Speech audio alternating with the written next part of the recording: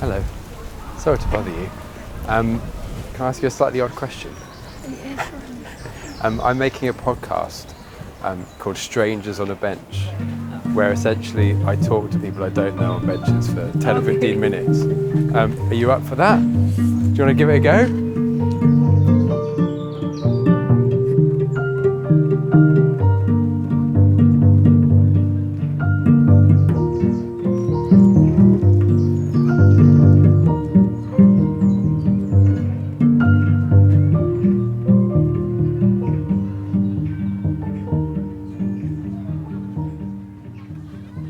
Do you have a favourite day of the week? Not really, because any day that turns out well is a good day, no matter what day it is. I like that. Let's then pick any random day. What for you is a kind of day well lived in the world? What time are we getting up? Let's say about 7, 8, 9. Then what happens after that? Are we straight out of bed? I'm thinking about what I have to do for the day, prepare my breakfast. What do you have for breakfast? I'm a vegan, so tofu with vegan sausages, or maybe just even some herbal tea, because sometimes I like to work out and I don't want a full stomach. Fair. Do you have any tea rituals? Are we sitting any particular place in your house? Yeah, my room access to the garden, so open the door and look outside with the birds and the greenery and enjoy that. Oh, fantastic. So you're just looking straight out on the birds. Yeah, it's mostly the small birds. I don't get a lot of pigeons, which is kind of cool. You're not a fan of pigeons? Not really. I mean, I don't hate them, but I don't go out my way to like them either. But I do feed them when. Oh, you do? Oh, and you don't like pigeons, but you feed them? Yeah, well, if they're there, I'll feed them. If I go to the park and they're there, I'll feed them. Do you feed the birds in your garden? Yeah, I just put the food out there. Oh, amazing. Yeah. For how long have you been doing this? Do you remember feeding birds as a child? Not really. So what happened? Well, I love nature, and since I've moved into where I live now, I've had that privilege of having birds in my backyard. And I think that when I open up the door, I hear the birds chirping, and they start flying around like they're waiting on me to feed them now. That's a nice feeling to have that connection. Oh, that's lovely. Why do you think it is that your soul needs that? Well, I believe that one way or the other, we're connected to nature, and animals, I'm sure they communicate within themselves, and possibly they can communicate with humans. I'm sure they do. And if they see or feel that positive spirit within you, they'll feel comfortable around you. Do you think you were a bird in a past life? No. And I hope I don't be a bird in the next life either.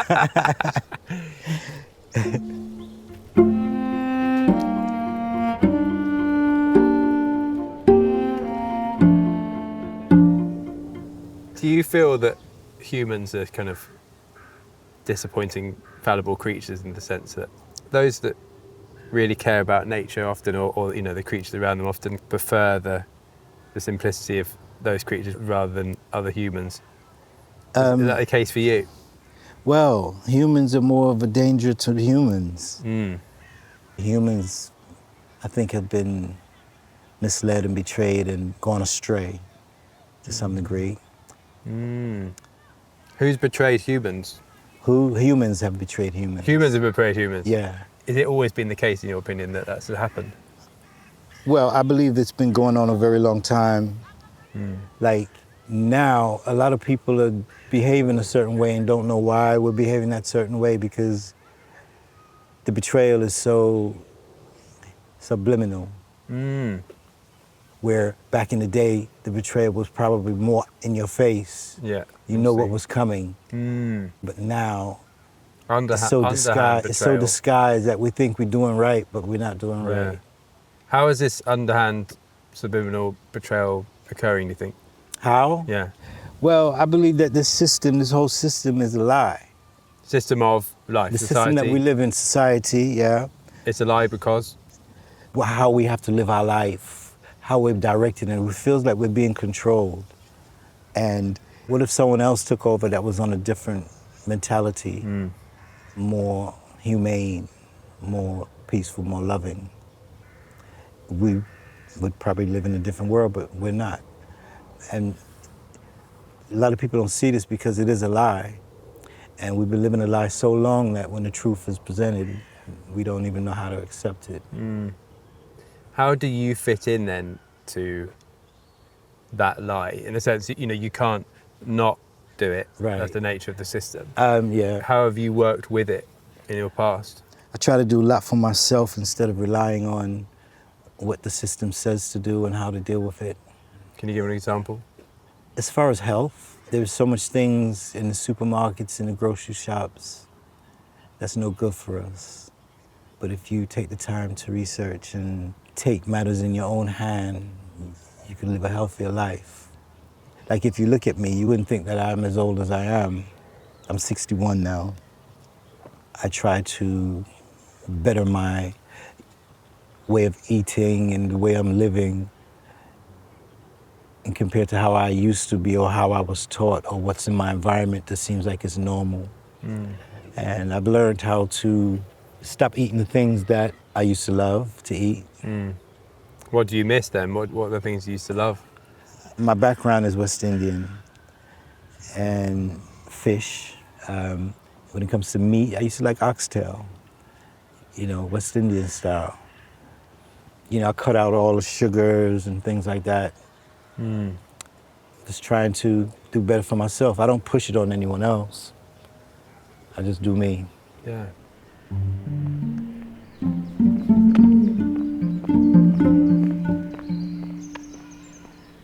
So you grew up in the West Indies, I grew up in New York. but of West Indian descent. Yeah, When did you leave New York? 1999. And I've been here since. I have 2 children here. What was growing up in New York like for you? It was a journey. It was a lot of things. It was fun, a challenge. It was scary, but it was something to be proud of as well. Let's go through it. First, what was scary, what was challenging about it? Well, there's so many things that was scary. I've got time, go through them. I grew up in the Bronx in Harlem. And back in the 70s, there were gangs, but it wasn't like the gangs of today. You know, these guys had chains and baseball bats, older guys.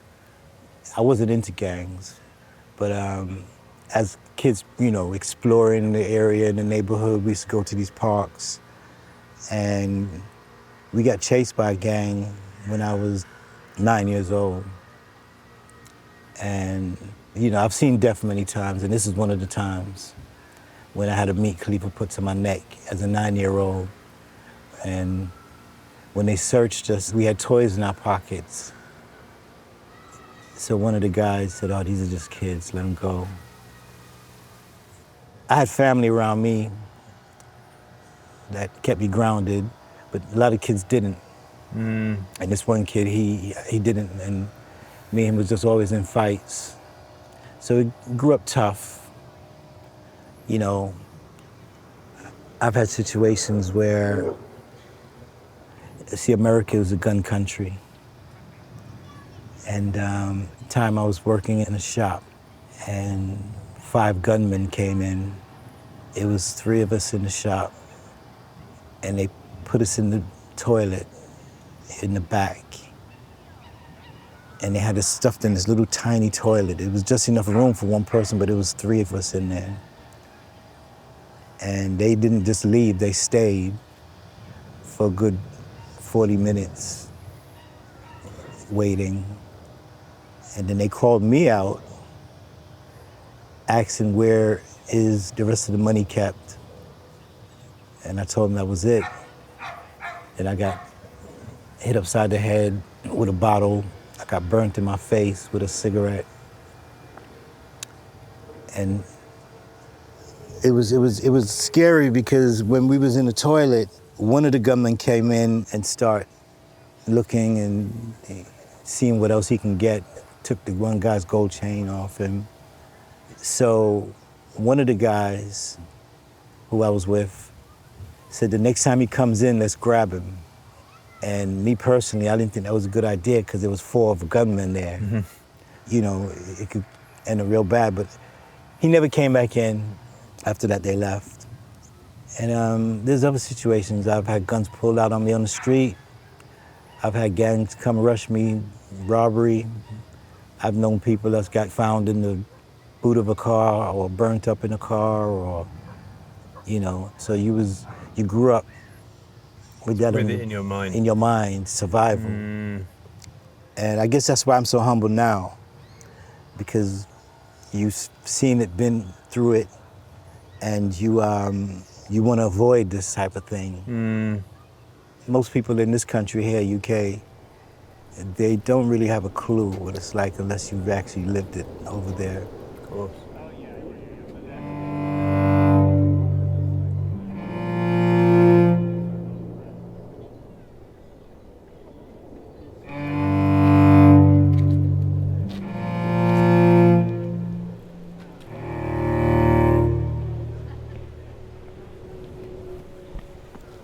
When you're 9 years old and you said the meat cleavers Yeah. at your throat, was that a kind of moment where it was like, before then there was a certain innocence, and after that it was kind of something had gone? No, Childhood, or did you kind of think at that age that was possible? Well, no, I didn't think it was possible. We didn't expect that. Like I said, we were kids roaming and exploring. Yeah, I was frightened. One of us in that group, he immediately joined the gang after that. For protection. For protection and for retaliation. And you didn't? No. Why?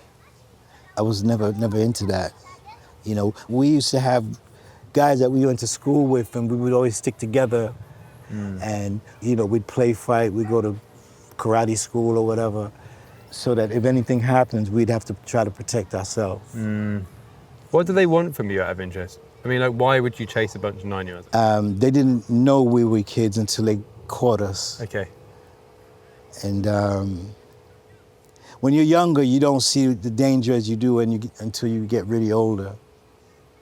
There's a time in the Bronx, I remember I was about 15, 16, and we lived in this huge building. It was 7 buildings attached and a courtyard in the middle. And I walked up into one of the buildings, and there was some guys I knew, but these were older guys, and they had guns out, but it was very quiet. And I'm looking, I'm like, what's going on? And I didn't get no answer. And then I looked across on the other side of another part of the building, and I see other gunmen. There were rivalries. And the shots started ringing out. And I thought I got shot that day because the bullets was chipping off of the wall next to me. The chips were hitting me in my face. So I ran up onto the roof. In one building, you could cross I'll go from roof to roof. So I got home. 2 people got shot, actually. 1 got killed. And about a month later, I was coming from school, got off the bus, and the older guy pulls a .45 automatic pistol on me. He says, where's the guy that shot him? That he got shot. I knew where the guy lived, but I couldn't give that information up. Then again, he burnt me in my face with a cigarette. Broad daylight, coming from school. So these things would really toughen you up, you know? These things would toughen you up.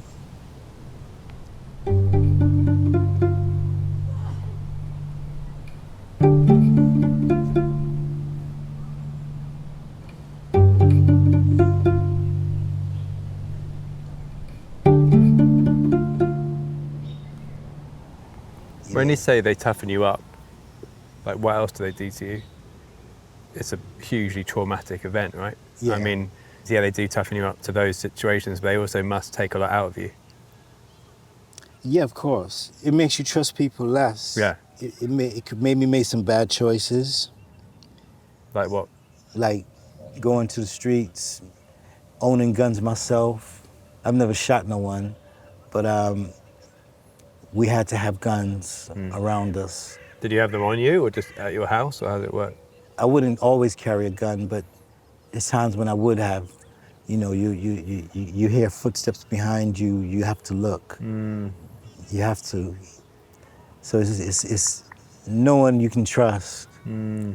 So how did you learn to trust anybody? How did you... I don't really. Oh, you still don't? No. No one? No, I mean, you can sense that someone might be not on that level, but you always have those antennas up.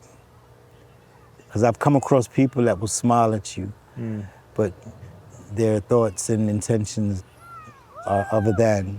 It could even be someone that's close to you. Sometimes it's the one that's closest to you that can harm you. At some point you left all that and came Yeah. here. What was the moment? You obviously decided didn't want to be there. I wanted to change. I probably would have went back sooner, but children, I wasn't raised with a father, so I feel it's important for me to be in my children's life. Let's just rewind a bit, sorry. So why did you come here in 1999? My father lived here, but I never got a chance to see him. I see. So your father grew up here? He's from Jamaica, but he lived here many years. Okay. But he wasn't in your life? No, So you came to see him? not necessarily, but it was a thought. Did you see him? No, Did you want to see him? I did in a way, but I didn't have motivation because I was so used to him not being in my life, it just seemed normal. And then when I did try to search for him, he had just passed. Oh. What do you know about him now? I mean, have you found out information about his life, or do you still not know stuff? Well, I know I have 8 brothers and sisters here, but I've never met them. Have you wanted to? Thoughts come across my mind, yeah, but I don't know what to expect. Why do you think you've stopped yourself from doing that, and why do you think you haven't followed that through?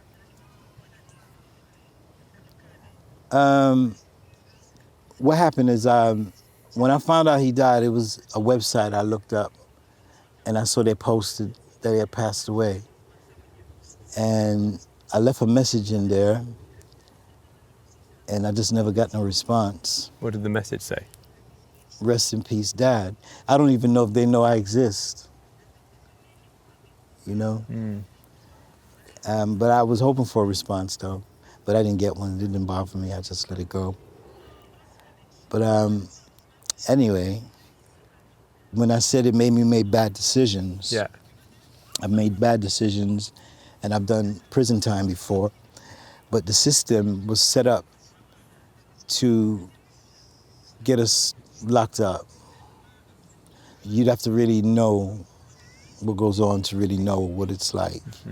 So I've done prison time, and that was one of the worst times Was that here or in the US? in the U.S. This was a very long time ago. Yeah. But How long were you in there for? I've been in and out. I got a good 12 years in. Not straight, but You were out sometimes? yeah, That's a long time. yeah.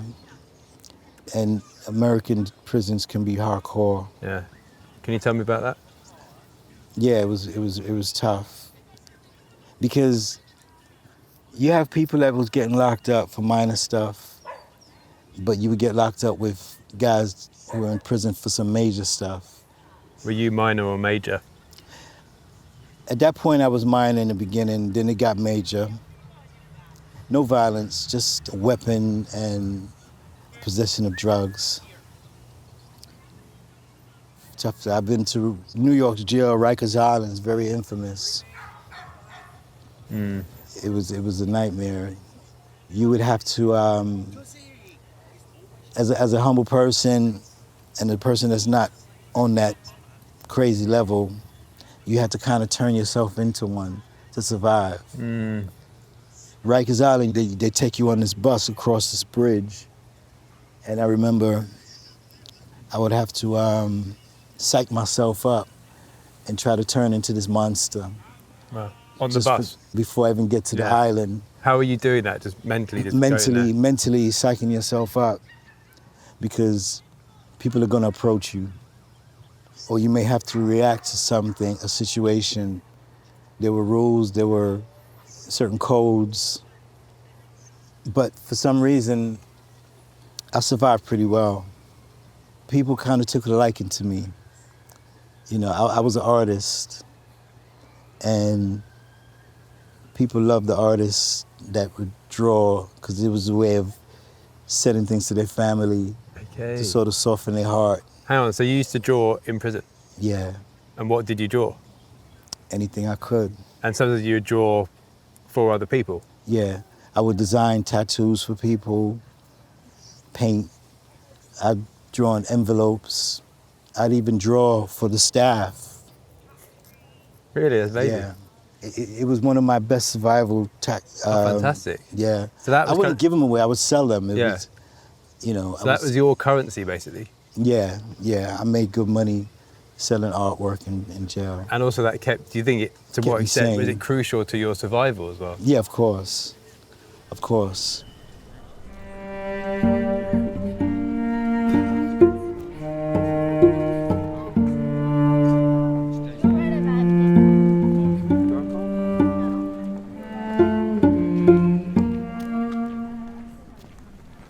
So what you're saying is some potentially very tough people that may have hurt you, didn't hurt you because you could draw. Yeah. I mean, there's this one guy, I'll never forget him. His name is Mo Dog.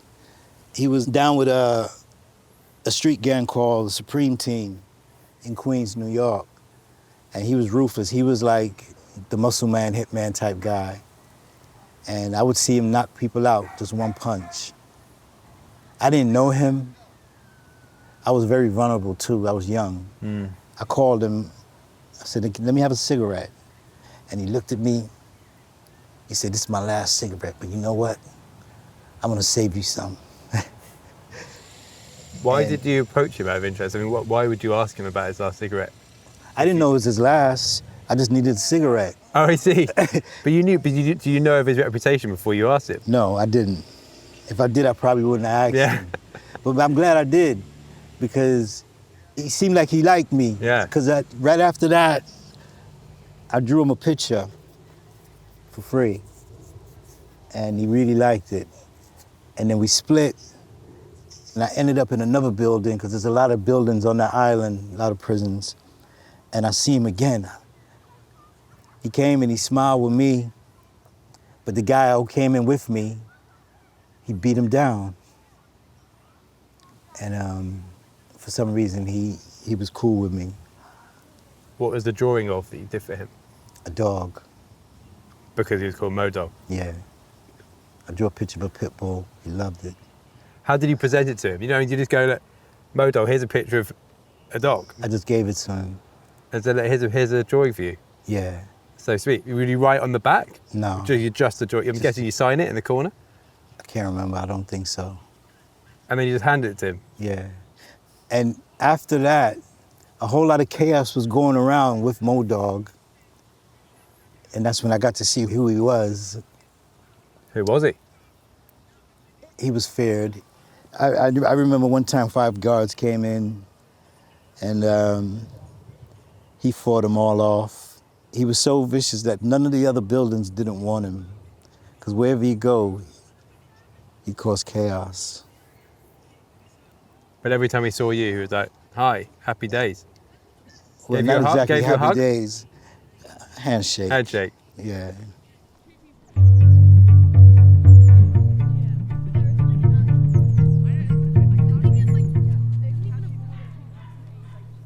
Were there any days in prison that you remember in a positive way? Was it every day a challenge? No, because, you know, what we would do to survive in there is we try to have laughs about whatever we could. But you would meet some people, it's very sad for them, you know, life in prison, no way out.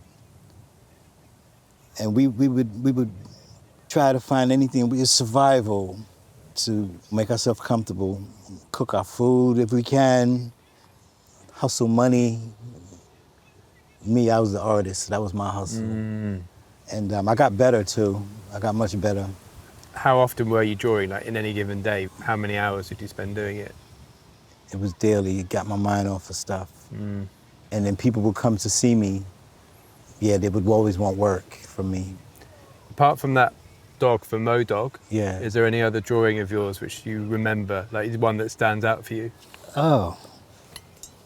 There was one I really liked. There was this old guy, he was doing life, and he played the guitar. He played jazz and blues. And one day it just dawned on me, I said, you know what, I want to paint you, but you have to play for me while I'm painting. So he went and played me some blues, and the music was another thing that made me feel good and survived in there, the music. And he played it, and I painted him, and it came out so nice. I wanted to keep it, but I promised I'd give it to him, so I gave it to him. Hopefully he's still alive and he still got it. Oh, that's beautiful. Yeah. That's a great story. But I painted it in about 2 hours. And all the time he's just playing away. Yeah, he was playing. That's great.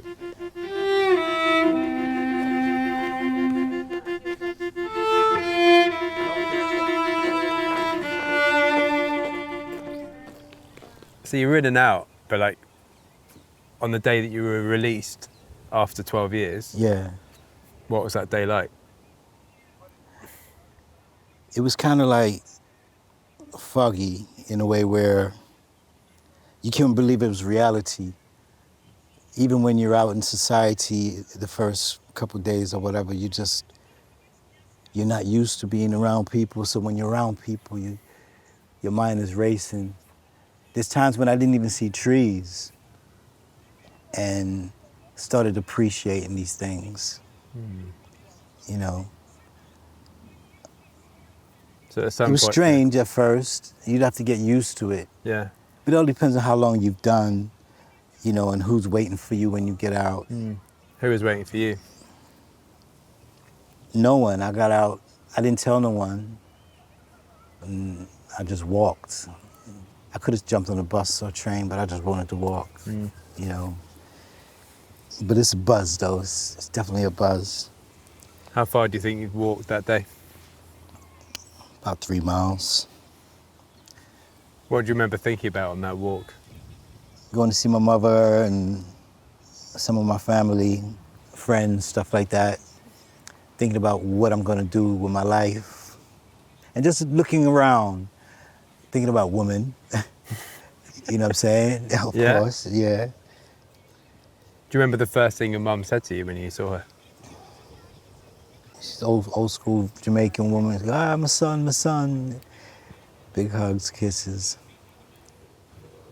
It's a good moment, you know, because I didn't rely on my family to look after me when I was in jail. I didn't want to put the burden on no one. She would come see me and I had to stop her from coming to see me. Really?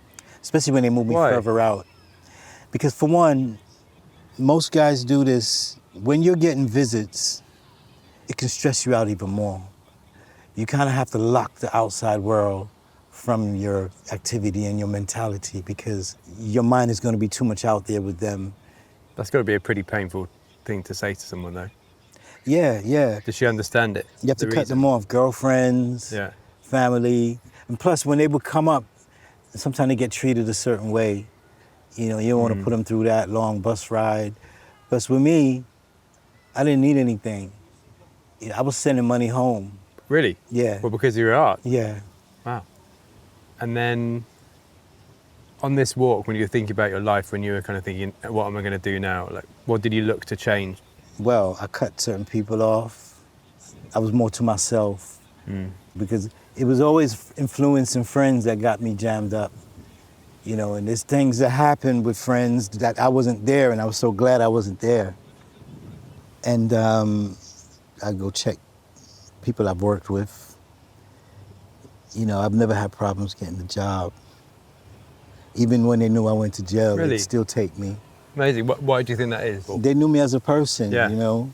You know, I was just got in trouble for trying to make money, really. It's all about survival because there was nothing really out there for us. And the system was so much against us. Even the schools are bad as far as helping you go in this right direction. It was no commitment. So I had to find out things for myself. Yeah. Hang out with older guys to learn what men should be doing. And I got some good guidance and I got some bad. Because I've been let down a lot by the school, by the system, by my father. Like I said, I had to learn a lot of things the hard way. But I always felt guided and protected. Yeah. You know, I'm not By who? By God Almighty. I'm not religious, but I know there's a creator. You're not religious, but you're into the idea of a creator. Of course. Okay. You don't need religion to know. I see what you mean. Right. So I always felt protected.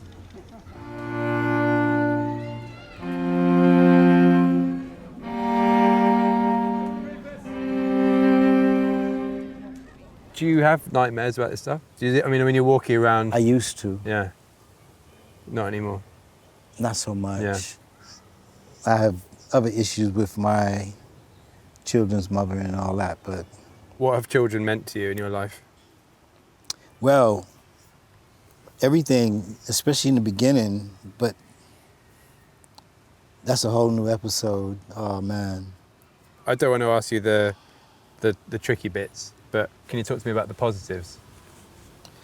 It's just beautiful, you know, having children and doing things with them and teaching them things that you've experienced, whether it be good or bad, you want them in the right direction. But then it went pear-shaped when the mother decided she turned against me. And it wasn't something she spoke about, but her actions told it all. My daughter's much better than she used to be. She's older, but I could see the damage that was done to our relationship. It's gotten me into it. I even got depressed about it. It's like, okay, that happened with my daughter, and then I try to avoid it with my son, but nothing was good enough. And I get good days occasionally. What's a good day mean? A good day is him not dealing with me like he hates me. He's okay with me. We had a good time, respectful. But it got to a point where he'd be disrespectful. This is current going on. This is very current. How old are your children? 13 and 23. My son is 13. But I think that he may grow out of it. The last time I saw him, it was okay. The mother's she's responsible for all of it. Yeah. Just for a bit of fairness, obviously she's not here. What would she say about you? She say I'm not doing enough, which is BS. Because I know the streets, and I know it's this thing about street smarts, seeing things before it happened, Yeah. read the room. And if I see something's not going right and then later on it's going to be a problem, I mention it humbly. And then I mention it again, nothing gets done. After a while, you're going to sound a bit frustrated. So that's when she decides to say, I'm a Mona. But it's all for the positive. But you've been with this person quite a long time. So, I mean, there must be some things at work. I think that we struggled for a long time. But you stayed with her, though? I guess I just try to work on the family because it's like my only family out here. And I was trying to build, and It's just what it is. it Yeah. wakes up certain things in me that Of course. I'll Yeah. get upset about it. I'm learning how to deal with it now Yeah. after all this time.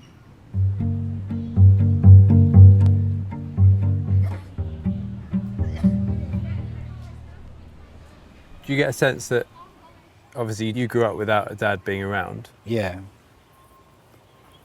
Is that extra important to you very, very, to kind of right that wrong?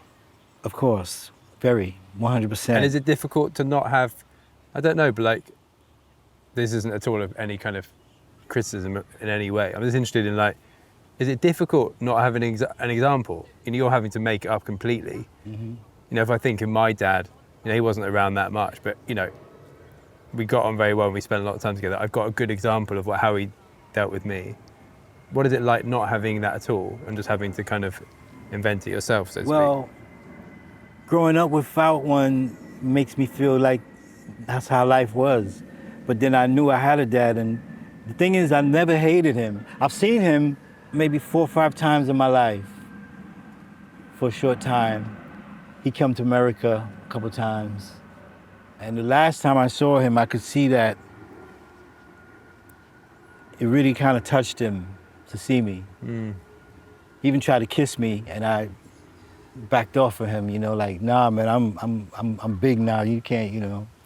But I could see it in him, you know. Whatever reason, he didn't do enough, but I never hated him for it. When I did see him, I was happy to see him.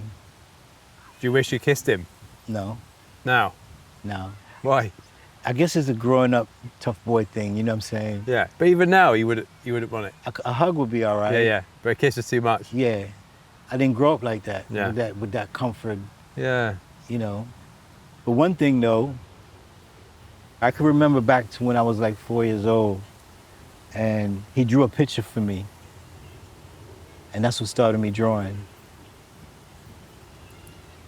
So it shows me how much influence a dad can have with a child. It's amazing. It's amazing thought that, you know, your dad only saw you 4 or 5 times and then he only needed that one moment with you Yeah, to create a lifetime of something. yeah, It's incredible, really, isn't it? it is. Do you remember what he drew for you? Yeah, it was a man with a cap A cap. on, like, you know, Andy Cap. Yeah. He had that type of cap on. It's just a quick profile picture, and I copied it and I drew ever since.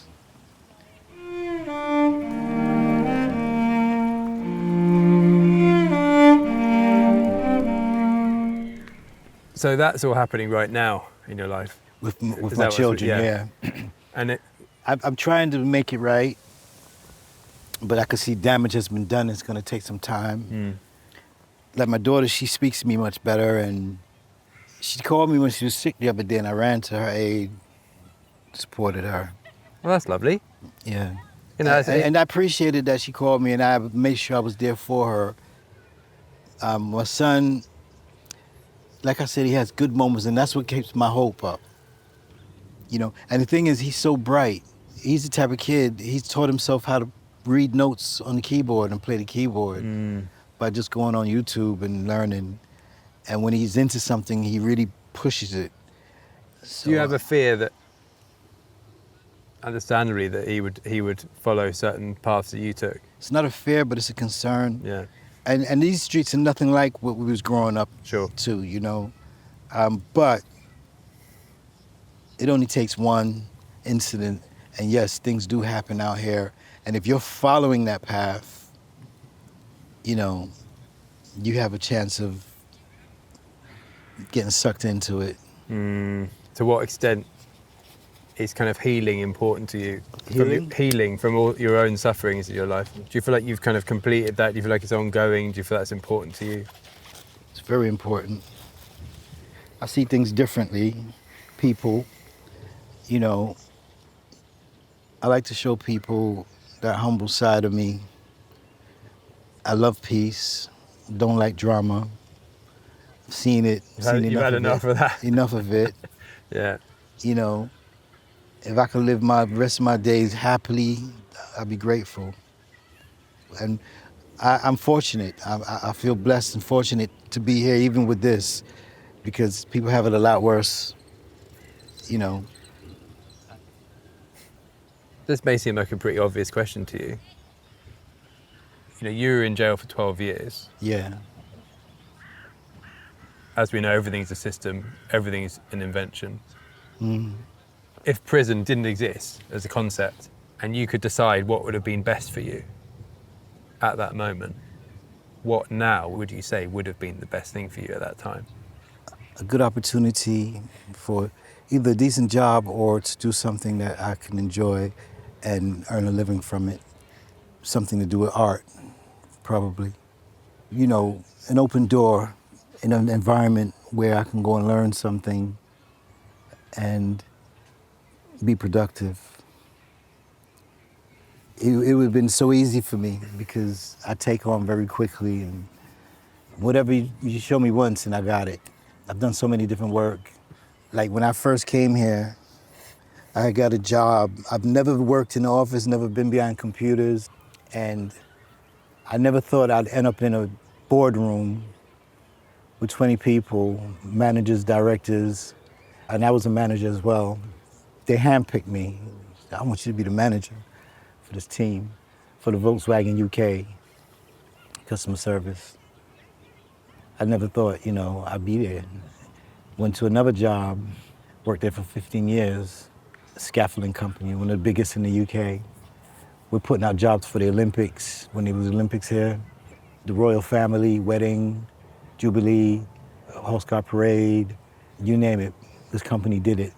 And I was organizing material equipment, 15 lorries a day, single-handedly, because my manager who was doing it with me, he was on his way out, he had cancer. So, all I needed was someone to open up doors and give me the opportunity, and I was always able to stand out. So basically, you were always capable of so much. Yeah. At some point, I stopped drawing for a while because I was doing some work for a couple people, and they let me down, and it just killed my motivation. Are we back drawing now? Occasionally, I have a painting, 2 paintings sitting up on my table, sitting there for about a year, undone. But I also paint in my head to think about what I want to do with it. And at least I've been doing that, you know what I mean? Yeah. Do you want to get these paintings done? I do. It's always in my heart to start again,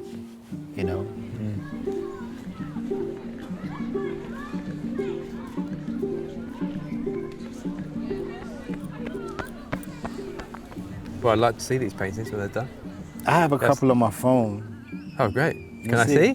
Is that all right? It's all right. I mean, I'm self-taught, and I'm still learning. I'm always learning. We're all still learning, that's for sure. Photo. It's actually can you see? Am I allowed to just zoom in a bit? It's a jazz Oh, band. whoa. I really like it. Thanks. See, that's yours as well? Yeah. Beautiful. This is the Harlem Rush Hour, but if you can see the outside blue, it's more like it's the same people, but it's Oh, I like these. Oh, you're really good. I mean that. One of the only things I buy is art. Oh, you do? Yeah. So maybe I'm your next person. Maybe finish one of these paintings and send it to me. It's destiny. You got to finish the paintings now. Yeah.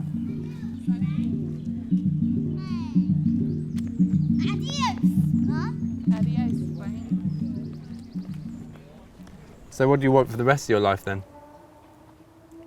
I want to earn enough to buy some sort of land where I can grow my own food, probably in a nice climate. Could you get an allotment or anything in the meantime?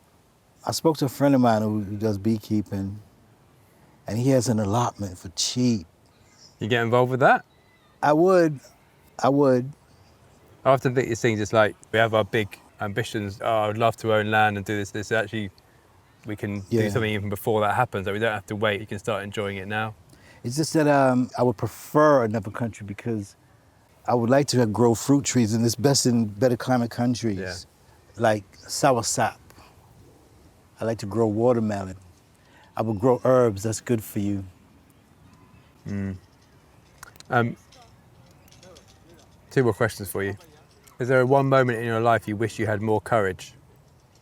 Like right now, I think I don't know if it's courage or motivation, but there's certain things I would like to do. I think the only thing that's holding me back is myself. And I think also because of the stress and depression that I've been through, because I've been through depression with my ex and my children. And I'm sort of like getting strong from it.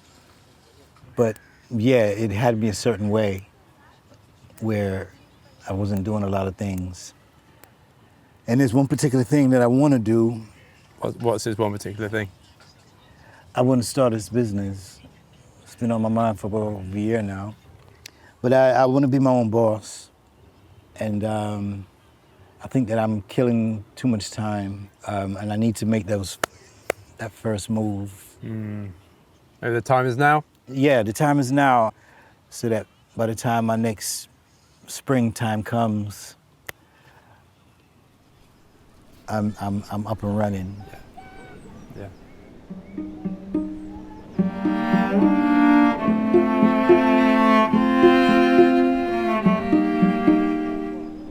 Can you describe what we can see in front of us and how that makes you feel? Yeah, a lot of green makes me feel at peace. There's these two trees up there I always look at because I come here often. You see the path going up, right on both sides of the path. And when the wind is blowing, the leaves move a certain way where the tree looks like alive, you know? And I know they are, and I also believe you can get energy from them. You know, you can charge through trees. There's a connection. And these are the things that the system has kept from us. Our connection and our other ability, like we have more senses than they tell us that we have because they're trying to keep us stunted. Yeah, I see peace. And it's calm, there's no drama. It's totally opposite from when I was growing up in the city. Where I was growing up at that time, New York was really down, especially in my neighborhood. You'd see burnt down buildings and empty building lots. Now it's just bricks on the floor and kids playing in it on old dirty mattresses. But yeah, it's a totally opposite from what I'm looking at here now. There's a decent energy. Great answer. There's a million different things I can ask you, but I think we've got a really good snapshot of your very fascinating life. Thank you. Thank you so much for sharing what you've shared. What I've told you, most people, I don't talk about it. They don't even know I've been to jail, prison. I don't tell people this stuff. They're not on that level here, and they'll look at you different. You know, I did tell one guy, and they would feel like they can't trust me. You know, so I keep it to myself. I wish you the very best of luck, and I'm keen to see more of these paintings as well. But one last question, which is the same question that everyone gets at the end. The question is, what are you going to do next? What I'm going to do next? Well, I got travel on my mind right now. I have a holiday coming up, and after that, I'm trying to go to Canada next year to see my family over there. And then after that, I'm probably going to go to a country to meet some girls who's on a different mentality. And, you know, maybe I might meet someone because I find relationships really hard out here at this time. Right now, I haven't been in a relationship, and it does get pretty lonely, especially without my children being there like I like them to. Of course. And I believe that there's a reason that I'm being guided this way. Lots to come. Yeah, Yeah, thank you so much. you're welcome. Slipped out of New York City fast as I could. They chased the child out the neighborhood. Broad strokes of melancholy colored me blue. But when I paint my picture, I let it bleed right through on paper. Back pages, whatever my heart found. 'Cause in the races, there's nowhere to run, so you better slow down.